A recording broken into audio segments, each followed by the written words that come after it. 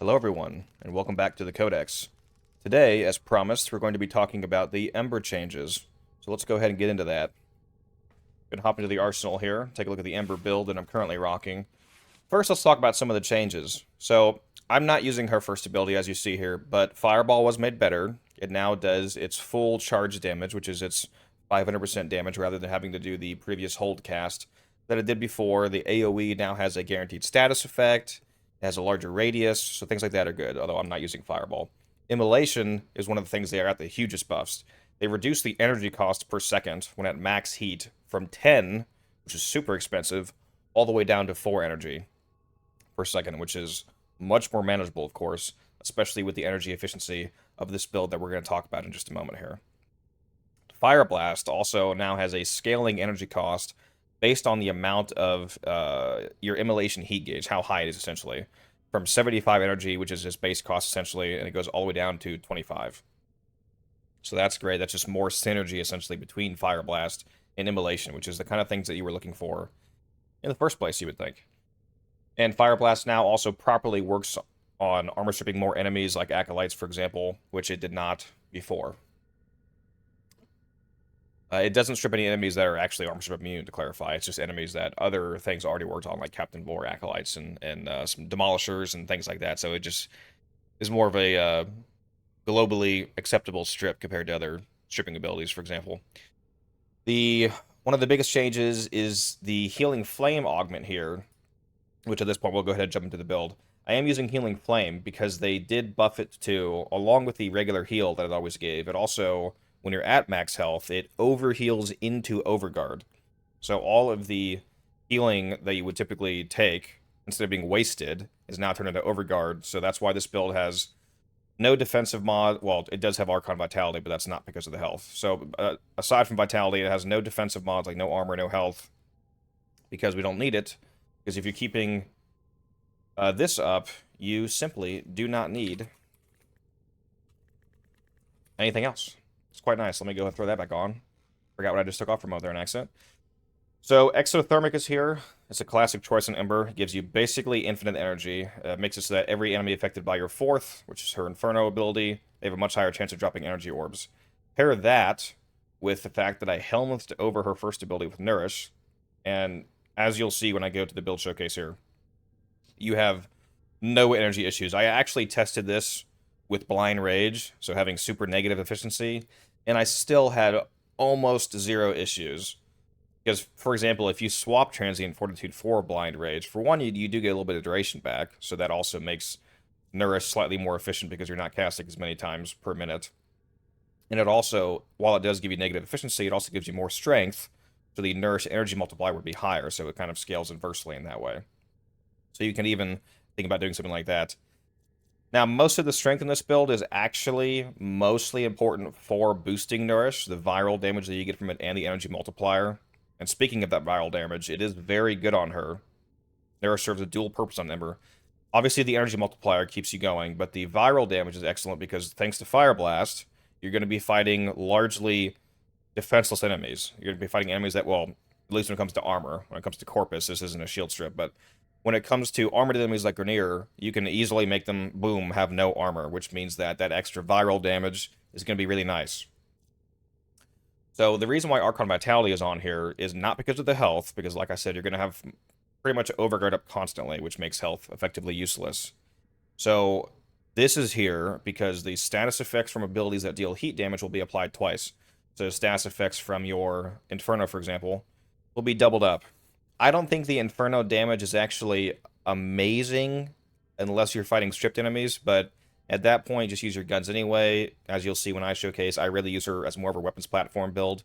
But regardless, you can, easily double up on the burn damage by just throwing that mod on. And yes, you can leave this at rank 0. So before you go into the comments and leave a comment saying you don't need to level up Arcane Vitality, or sorry, Archon Vitality, not Arcane.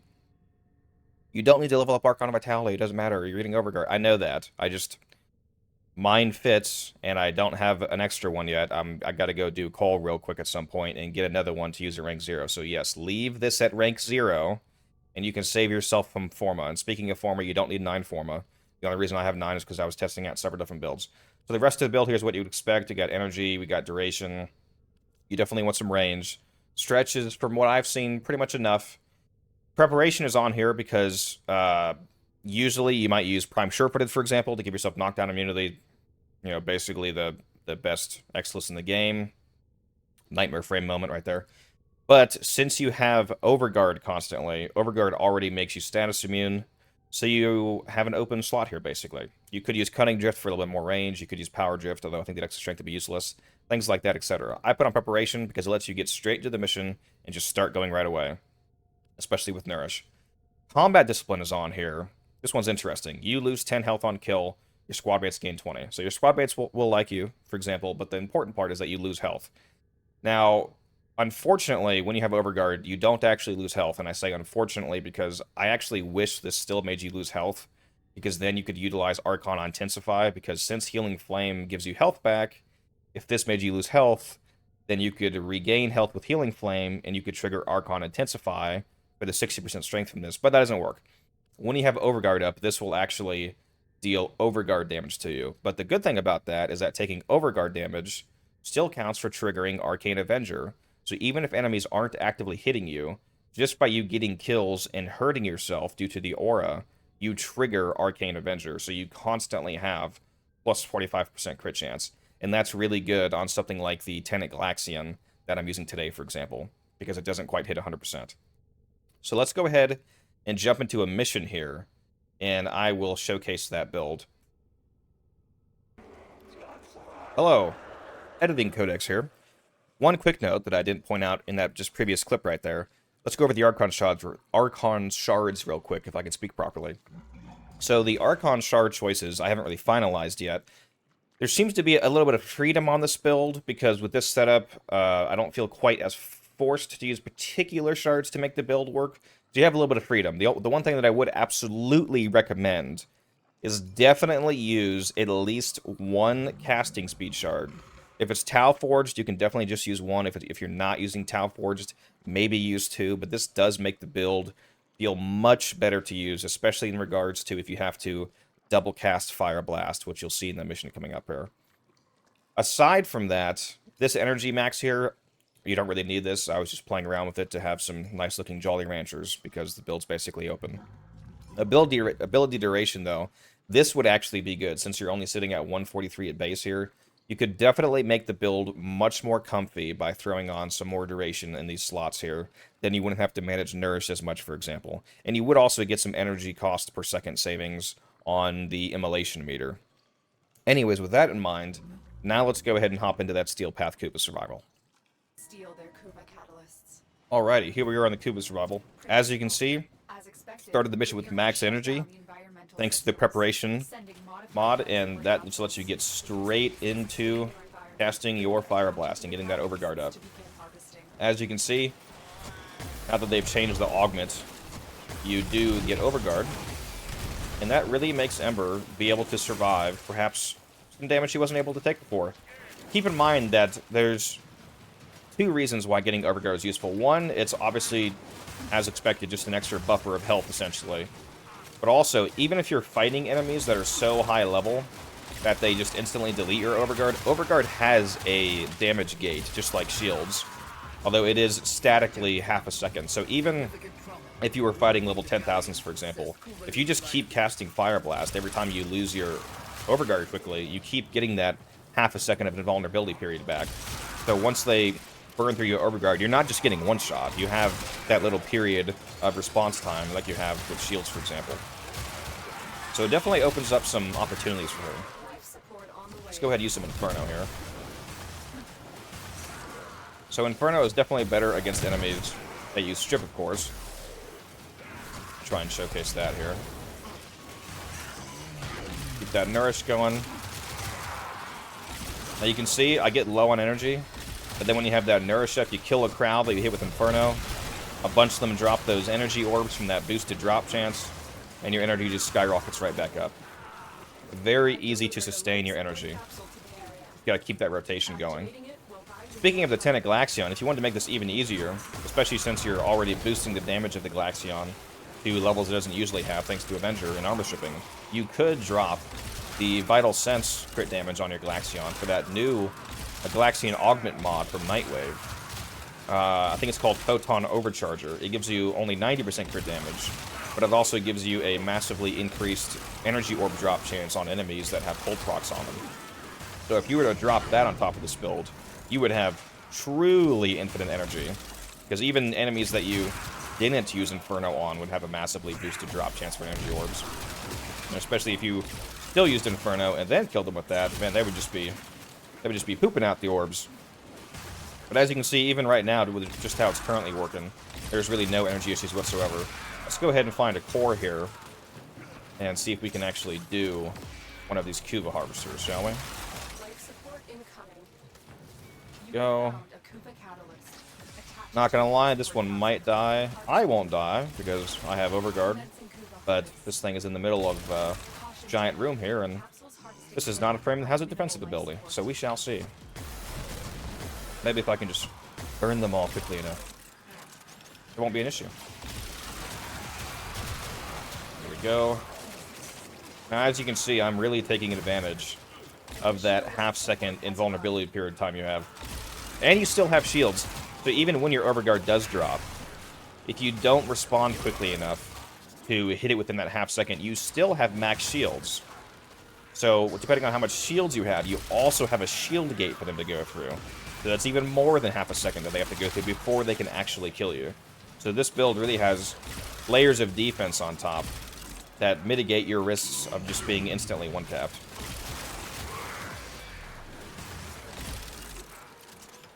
Alright, gotta keep lighting these dudes up here. There we go. Yeah, as long as you just keep lighting them on a fire to also get that crowd control aspect of the basically like flailing status that you get, you're able to defend those things pretty well. If you pay attention to that sound you hear every time you lose your Overguard, that's also an audio cue that it broke. So listen here. You hear that? That boing. Let's hear it again. Yeah, that sound. So there's the audio and the visual cue that you can use to make sure that you're keeping that Overguard up. You don't want to be caught lacking, I'll tell you that. Now, if you see in the bottom right of the screen here, there's the heat meter. You want to get that heat meter ideally all the way up, but even if you don't, it is okay, and I'll tell you why here. So once it's at 90%, when it's maxed out, you get that 90% damage reduction. There's a few reasons why you don't need that, but it is good. When you're at 90%, you can strip armor in one hit, like that. It'll be a one-hit armor strip. But if it's not a one-hit armor strip, even if you're down all the way at 50%, Fire Blast is additive with itself. So if you just double cast, which is really quick with that casting speed, Chardon, you can still take off all their armor almost instantly. The other thing about it being at 90% is that typically Ember would really suffer if you weren't at that 90% damage reduction because, well, you'd be weaker, obviously. But the thing is, damage reductions don't apply to Overguard. So you're actually not any less tanky for not having that since we're surviving on Overguard. Let's see how this kill goes here. Violence is one of the most annoying acolytes for a build like this, since it makes you not be able to cast, so that's actually a little dangerous, so make sure that you get rid of him quickly. One tip for acolytes, by the way.